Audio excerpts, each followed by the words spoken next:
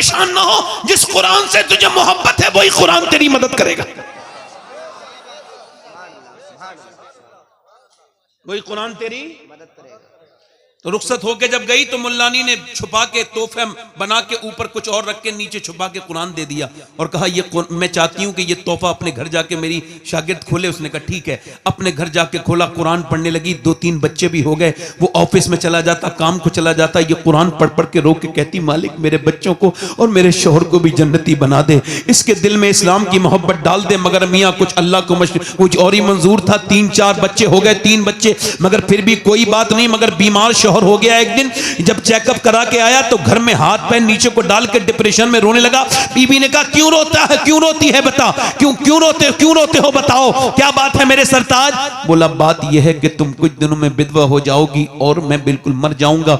Doctor ने कहा तेरा कैंसर इतना खराब हो चुका है कि तू अब 1-8 महीने का मेहमान मर जाएगा। अपने बच्चों के सर पे हाथ रख के दहाड़े मार मार के रोने लगा कि मैं बर्बाद हो गया, अब मैं कैंसर का मरीज हूं, बचूंगा नहीं। जब वो रोया तो उसकी बीबी बोली अब तो तुम तो बिल्कुल वो आप तो मायूस हो ही गए हो, अगर इजाजत दो मुझे तो मैं कुछ पढ़ के तुम्हें दूं पानी पे और तुम मेरी बात मानो तो मैं तुम्हारा इलाज कर दूं, वादा करो बात मान लोगे। उसने कहा मैं तो मानने वाला हूं, बिल्कुल वादा है, अगर ठीक हो गया तो तेरी बात मान लूंगा। उसने क्या किया, उसने मुल्लानी को देखा था जब कोई बीमार आता था तो वो सूरह फातिहा पढ़ के दम करती थी। इसने सूरह फातिहा पढ़ पढ़ के दम करना शुरू कर दिया, सूरह रहमान पढ़ पढ़ के दम कर दिया। सुबह को सूरह फातिहा पढ़ के दम करती और शाम को सूरह रहमान पढ़ के दम करके पिलाती पानी पर। पीते पीते 3 महीने गुजर गए। 3 महीने के बाद शौहर जब चेकअप कराने गया और जब उसने डॉक्टर से चेकअप करा के घर आया तो रोने लगा। बीबी ने कहा क्या हुआ? कहने लगा डॉक्टर ने मेरी रिपोर्ट देख के कहा है ऐसा लगता है तुझे कभी कैंसर था ही नहीं, तेरे जिस्म में अब कोई बीमारी नहीं है। उसने कहा कोई बीमारी नहीं है, कोई बीमारी नहीं है। बीबी रोने लगी। कहा मैंने आपसे कहा था मेरी बात मानोगे। कब बाद में मानूंगा, पहले ये बता कि तूने मुझे मेरा इलाज किस चीज से किया है, कौन सी चीज पढ़ पढ़ के सुनाई है। कि जिस कुरान से तू नफरत करता है उसी कुरान को मैंने पढ़ के तुझे पिलाया है। वो शौहर बोला तो फिर ऐसा कर, मुझे देर न कर, मुझे भी कलमा पढ़ा के मुसलमान कर दे। अरे खुदा को नहीं मानता था तो इतने कलाम में असर किया है, अगर मैं खुदा को मानूंगा तो फिर क्या हाल होगा। वाह भाई वाह वाह, जिंदाबाद जिंदाबाद जिंदाबाद जिंदाबाद, माशाल्लाह माशाल्लाह, क्या कहने से ये साहब, जिंदाबाद जिंदाबाद, अल्लाह कबूल फरमाए। वाह वाह माशाल्लाह माशाल्लाह। आज कुरान उठ गए, कुरान उठा दिए घरों से। मैं कहता हूं तावीज मेरे बाप भी करते थे, दादा भी करते थे, परदादा भी करते थे, कोई मेरी नस्ल टूटी नहीं। मैं किसी तावीज की बरकत का मुखालिफ नहीं, मगर मैं ये जानता हूं कि कोई भी तावीज, किसी मियाँ का भी तावीज हो अपनी जगह है, मगर कुरान का दुनिया में कोई मुकाबला नहीं। कुरान हुजूर का सबसे बड़ा मौजज़ा। ये कुरान वो है जिसके लिए, ये कुरान वो है जिसके लिए बुजुर्गों ने हमारे गर्दनें कटाई हैं। ये वो कुरान है जिसके लिए लोगों को सूलियों पे चढ़ना पड़ा है। ये वो कुरान है जो अल्लाह का फरमान है और पूरा का पूरा कुरान अल्लाह का।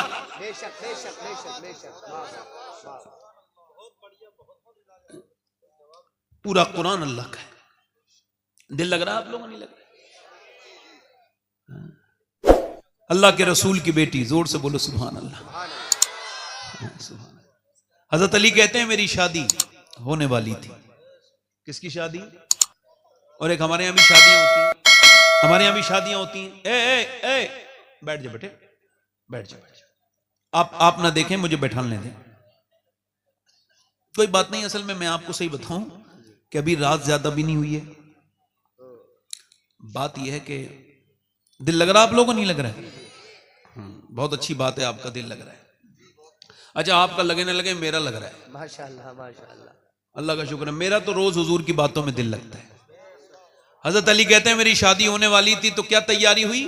हजरत अली कहते हैं हुजूर ने मेरा ज़रा बिगवाया और मेरी ही पैसे से जहेज बनवाया,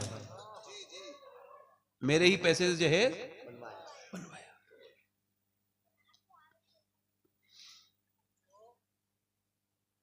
अभी ये मुसलमान के यहां पर हमारे चंदोसी के पास एक गांव है मई, वहां आरिफ कब्बाला है। जब मुझे पता चला तो मैंने कहा इसका भी मैं आरिफ भाई को भी एक मशवरा दे दूं कि अब आपकी उम्र काफी हो गई है, हज भी करायो, कुछ शर्म भी करो। सामने एक लड़की बैठी है, उससे ये मुकाबला कर रहे हैं। तस्लीम आरिफ के नाम से जो मशहूर है कव्वाल। भाई आप इतने नेक इंसान हो, इतनी नातें आपने पढ़ी हैं, इतने बेहतरीन बेहतरीन वाकयात आपने पढ़े हैं, और आप ये करते हुए आपको कितने पैसे की जरूरत है? ये कव्वाला से मुकाबला करते हो, टोपी उतार देते हो, मतलब तुम मुसलमान नहीं होते उस वक्त जब टोपी उतारते हो? तो मुसलमान और वो सब मई के लोग मुसलमान हैं, वो सब जो एक मुसलमान लड़की को बिठाल के मुजरा सुन रहे हैं उसका।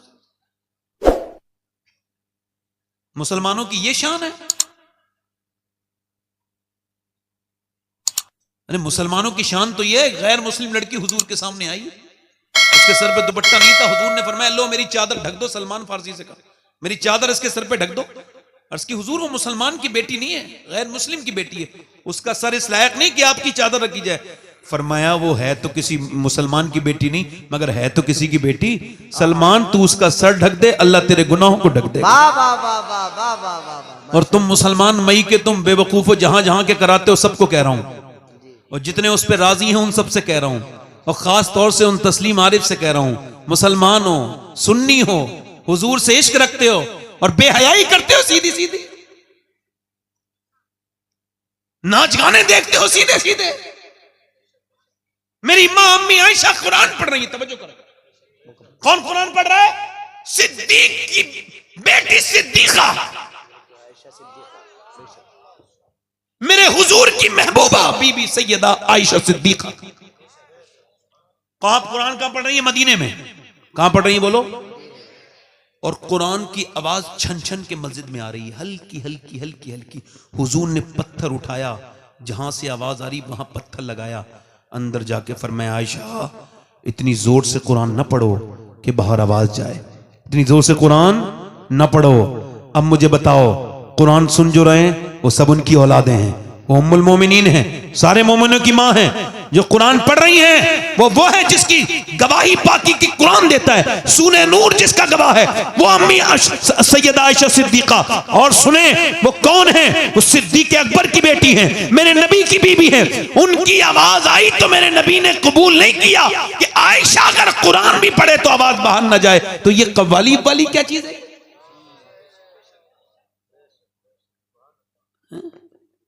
ये उनके लिए पैगाम इस वजह से भेजा कि ये काफी लोग आए यहां पे, ये पहुंचा देंगे उन तक, जरूर वो सुन लेंगे। और हमारे तो वो बड़े भाई हैं, उनसे हम बड़े भाई कह रहे हैं कि खुदा के वास्ते कोई शर्म हया करो। अब बूढ़े हो गए, तौबा कर लो, तुम्हें तो पहले ही तौबा कर लेनी चाहिए थी इस सब बातों से। हजरत अली कहते हैं कि मेरी निकाह होने वाला था, कहते मैं निकाह करके अपनी बीबी फातिमा के पास गया। पहली मर्तबा मैंने सैयदा के कमरे में जब कदम रखा तो उन्हें देख के रोने लगा। कोई बीबी को देख के रोता है अपनी? दूल्हा नहीं ना। और बीबी भी फातिमा हो, सैयदा हो, और मियां नबी की बेटी। हम सुभान अल्लाह। अम्मी आयशा फरमाती जिसकी नाक, जिसकी आंख, जिसके होंठ, जिसके रुखसार, जिसका चलना, जिसका बोलना बिल्कुल नबी की तरह है, वो कोई और नहीं बल्कि सैयदा फातिमा है। फातिमा चलती थी ऐसा लगता था अल्लाह का रसूल चल रहा है। फातिमा बोलती थी ऐसा लगता था रब का रसूल बोलने लगा। सुनो, हजरत अली कहते हैं मैं रोने लगा अपनी बीबी को देख के। तो मुझे देख के वो बोली आप क्यों रोते हैं? कि आपको शादी ये पसंद नहीं थी? मैंने कहा बिल्कुल, हुजूर का एहसान है, सरकार ने आपका हाथ मेरे हाथ में दे दिया और आपने मुझे मंजूर किया फातिमा, मगर मुझे एक बात का गम है। का क्या? का कितनी भी गरीब लड़की की शादी हो, मेरी बहनें सुन लें, मेरी बेटियां सुन लें, हो सके तो लिख लें, हो सके तो रुखसत करते वक्त अपनी बेटी को ये बात कान में सुनाएं, अल्लाह तुम्हें इसका अज्र देगा। क्या? हजरत फातिमा कहने लगे हजरत अली, है फातिमा मैं देख रहा हूं कितनी भी गरीब की लड़की की शादी हो, एक दो जोड़ी कपड़े नए पहन लेते हैं। मैं देख रहा हूं कि हसरत होती है, तमन्ना होती है, दुल्हन के दिल की हसरत होती है कि मैं अपना हसरत निकालूं दुल्हन बनते वक्त, मगर मैं देख रहा हूं आप जिस कपड़े में दुल्हन बनी है उसमें 70 पैमद लगा है उस चादर में, मगर आपके चेहरे पर कोई शिकन नहीं। तो कहते हैं सैयदा फातिमा ने मेरी तरफ देखा, आंखों में आंसू आए और कहने लगी मेरे अब्बा फरमाते हैं अल्लाह कपड़ों से राजी नहीं होता, अल्लाह तो मेरी बेटी फातिमा सजदों से राजी होता है। बस मेरी आखिरी बातें हैं, जीस की आखिरी हिचकी है, गौर से सुन, जिंदगी भर का खुलासा इसी आवाज में है। मेरे दोस्त, मेरे भाई, तवज्जो करें, यूं ही सैयदा फातिमा नहीं है। हुजूर ने फरमाया फातिमा सबने चांद देख लिया, कल को ईद है, मेरी बेटी ने देखा चांद? का अब्बा नहीं देखा। फातिमा सबने देखा, आपने क्यों नहीं देखा? अर्ज की अब्बा सबने देखा, इसी वजह से तो मैंने नहीं देखा। फातिमा नहीं चाहती कि जिस चांद पे गैर महरम की नजर पड़े उस पे फातिमा की भी नजर पड़े।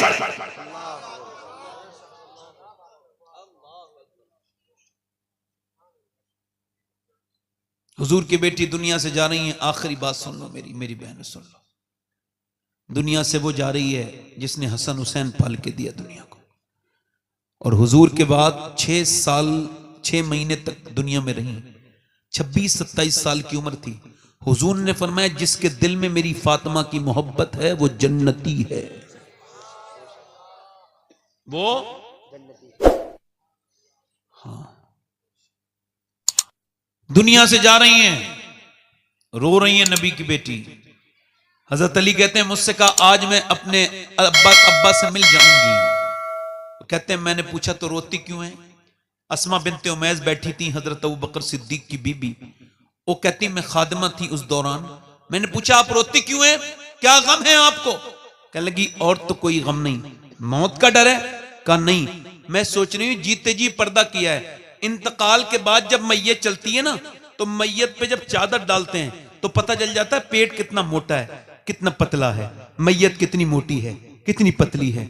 मैं सोच रही हूं कि कहीं ऐसा ना हो जीते जी तो मैंने पर्दा किया है, इंतकाल के बाद जब मेरा जनाजा निकले तो किसी को यह खबर ना हो जाए कि मोहम्मद की बेटी कितनी मोटी थी, कितनी पतली थी।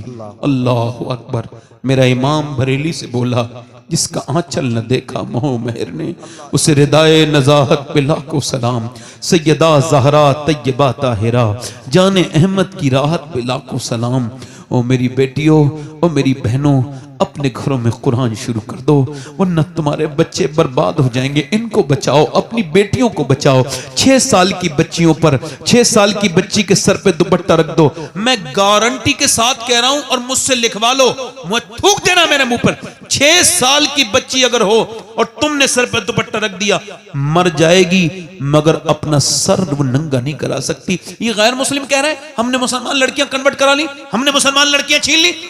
तुम्हारी हैसियत कोई नहीं है, मुसलमान थी नहीं सही मानों में, वरना मुसलमान कैसे चली जाएगी? उसने इस्लाम समझा ही नहीं। गैर मुस्लिम के साथ एक लड़की गई, मैंने उससे मुलाकात की, मैंने पूछा तुम मुसलमान हो? कह लगी जी मुसलमान थी मैं, अब तो नहीं। मैं कह लगा क्या तुम सैयदा फातिमा को जानती हो? बोली नहीं। मैंने कहा आप सैयदा खतीजा को जानती हो? बोली नहीं। मैंने कहा मैं सुनाऊं? बोली हाँ सुनाओ। मैंने उसे एक एयरपोर्ट पे बैठ के 1 घंटे लगातार सैयदा फातिमा की बातें सुनाई, बचपन से लेके तक विसाल तक। आखिर में वो बदल गई। मैं कहता हूं गैर मुस्लिमों से जो ये देख के खुश होते हैं मुसलमान लड़कियां हमने छीन ली, वो उन्हें बताओ उन्होंने इस्लाम समझा नहीं था। अगर समझ लेती तो कभी अपनी जान दे देती, ईमान नहीं देती। देखना है तो फिलिस्तीन को देख लो। मेरे नबी ने फरमाया जब मदीने के हालात बिगड़े तो सहाबा तुम चले जाना शाम। अर्ज़ की हुजूर शाम के हालात बिगड़े तो मेरी उम्मत के लिए दुआ करना। फिलिस्तीन को देखो, हमें क्या मतलब फिलिस्तीन से? मगर एक बात बता रहा हूं आपको, फिलिस्तीन में 7,000 बच्चे ऐसे मरे हैं जो 10 साल से कम उम्र के थे। शहीद हुए कितने? 7,000। और माएं उठा रही है ना बच्चों को, तो किसी का हाथ आ रहा है, किसी का पांव आ रहा है, पूरे बच्चे भी नहीं मिल रहे हैं, छोटे छोटे बच्चे हैं। अल्लाह अकबर। जरा गौर तो करो, एक एक ब्रेड पर 3-3 बच्चे लड़ रहे हैं, भूखे हैं बेचारे, उनके घर खंडर बन गए, मगर पूरी दुनिया में किसी को कोई तकलीफ नहीं। और हम तो कर भी क्या सकते हैं उनके लिए? कुछ नहीं कर सकते। सब कुछ है भी तब भी कुछ नहीं कर सकते उनके लिए। अल्लाह अकबर। मगर किसी को कोई अफसोस नहीं, मगर मेरे नबी को तकलीफ है। मेरे सरकार फरमाते हैं मेरे उम्मती के पाँव में कांटा लगता है तब भी मुझे तकलीफ होती है। ये तो उम्मती हुजूर को भूल गए, हुजूर तो उम्मती को कभी नहीं भूले। मेरे सैयदी सरकार आला हज़रत फरमाते हैं कि आज भी गुंबद खजरा में मेरे नबी अपने उम्मत के लिए दुआ कर रहे हैं, हाथ उठा के दुआ करते हैं। अच्छा लगता भी है। मदीने जब जाओ तो वहाँ रहो तो ऐसा लगता ही नहीं कि जैसे कोई तकलीफ है, ऐसा लगता है कि बस आसानी आसानी है, बस जन्नती जन्नत है, बस सुरूर ही सुरूर है, बस बरकत ही बरकत है। हाँ, वहां से जब आओ तो जरूर रूह पड़ मिचलने लगती है। मैं कहता हूँ फिलिस्तीन की वो लड़कियां, अल्लाह का शुक्र है कि मैं सैयद पैदा हुआ, अल्लाह का शुक्र अदा करता हूँ इस पर। मैं अल्लाह का फजल है, उसका शुक्र अदा करता हूँ। और मैं जो भी हूँ, जिस लायक भी हूँ, मैं किसी लायक तो नहीं, मगर अगर मुझे फिलिस्तीन की लड़कियों के जूते मिल जाएं, उन लड़कियों के जिन्होंने ये बयान दिया है, तो मैं अपनी कब्र में रख के उसे वसीयत कर दूं कि ये जूता जरूर मेरी कब्र में रख देना। ये उस बहन का जूता है जिसने ये बयान दिया। वहां की लड़कियां बयान ये दे रही हैं कि हम रात को सोते हैं तो बुर्का ओढ़ के सोते हैं। कहा क्यों? रात को तो कोई बुर्का नहीं ओढ़ता। कह लगे इस वजह से जब बम गिरते हैं तो मलबे में लाशें दब जाती हैं।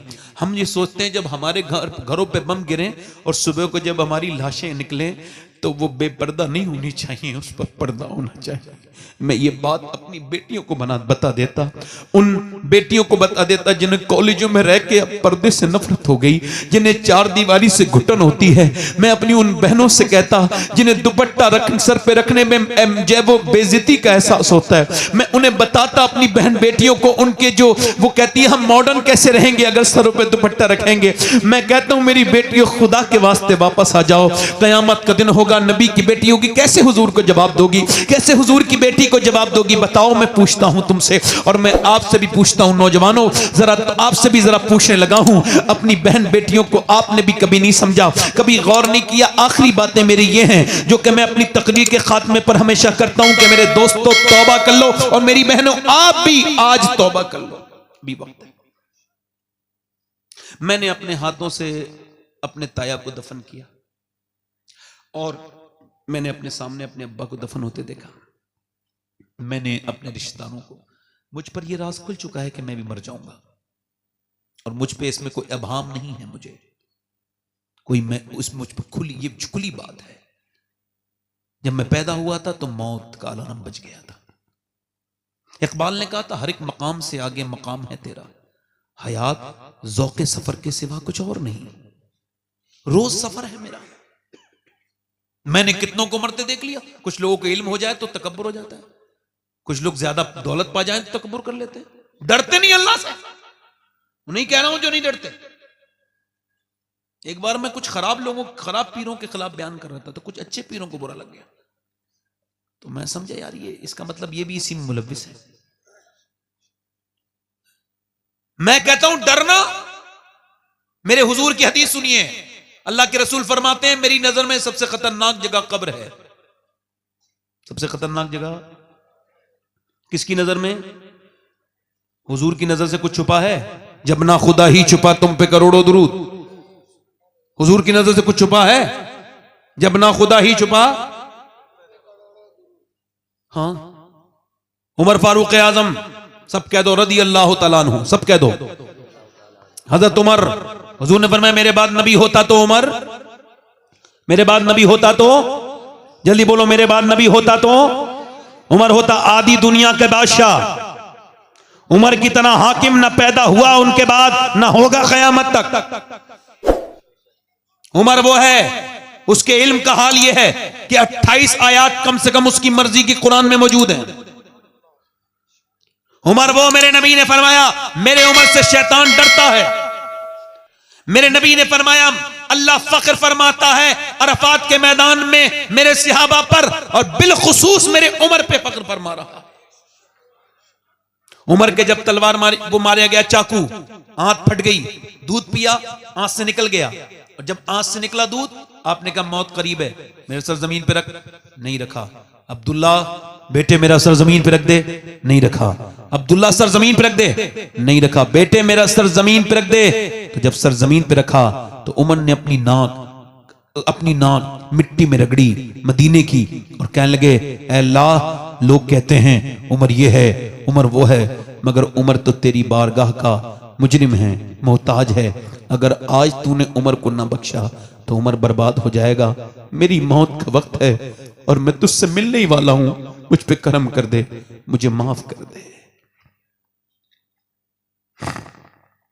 बड़ी सख्त है बहुत। आपने कभी पोस्टमार्टम होते हुए देखा है लोगों को? मैंने देखा है, मैंने देखा है पोस्टमार्टम देखा है मैंने। पहले वो चीरते थे उससे छेनी हथौड़ी से, अब ऐसा नहीं करते, अपडेट हो गए। अब वो ऊपर से डालते हैं और फाड़ते हुए ले जाते हैं, ग्लेंडर लकड़ी काटने वाला, ऐसे करके पूरा फाड़ देते हैं। जो भी चीजें उन्हें निकालनी होती हैं वो निकालते हैं। उसके बाद उस पर बहुत दरिंदगी के साथ वो शराब पिए हुए होते हैं और उसमें लगाते हैं टांके, और टांके लगाने के बाद फिर वो दे देते हैं। कभी किसी पोस्टमार्टम वाली बॉडी को गुस्ल दे के देखना।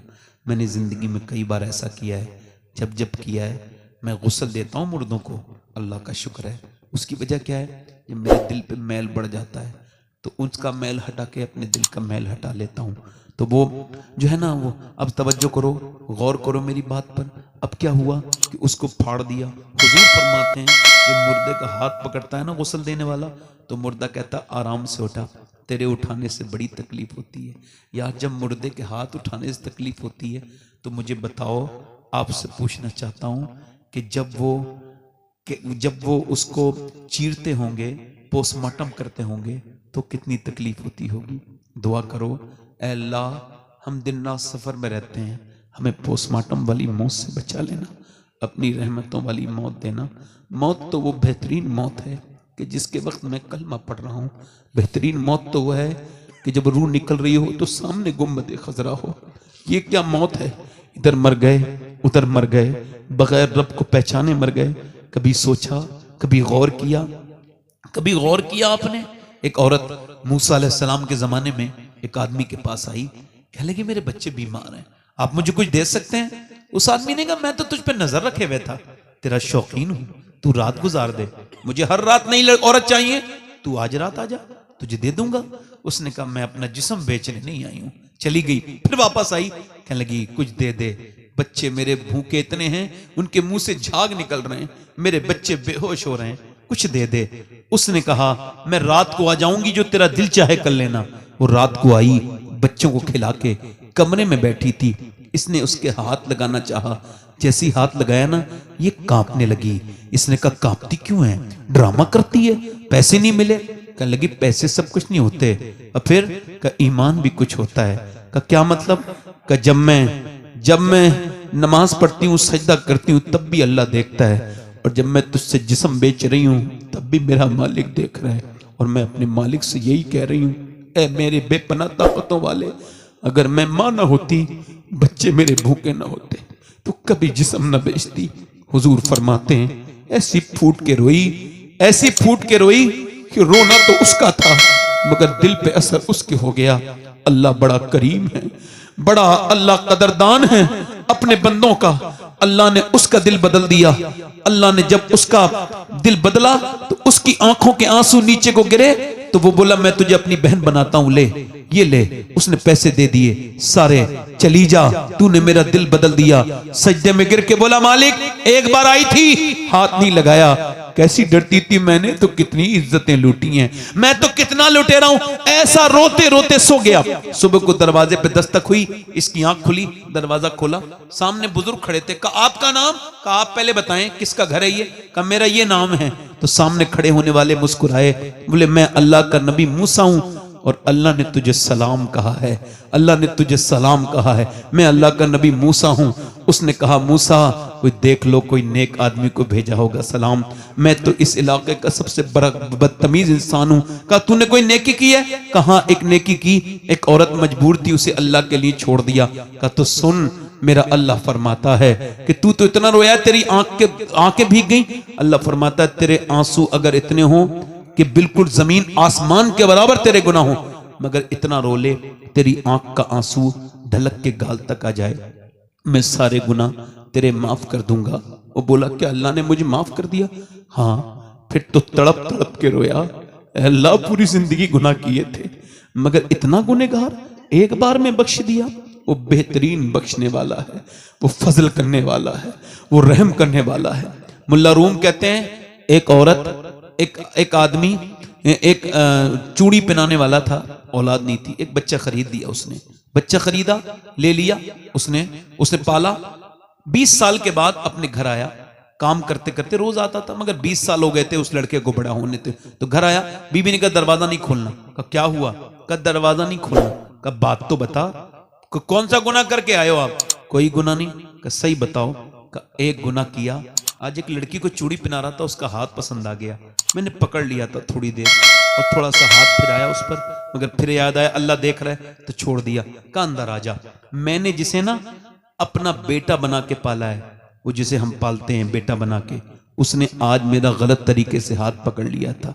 मैं समझ गई कि जरूर मेरे आदमी ने किसी की इज्जत पे हाथ डाला है, जो आज मेरे घर में मेरी इज्जत पे हाथ डाला है।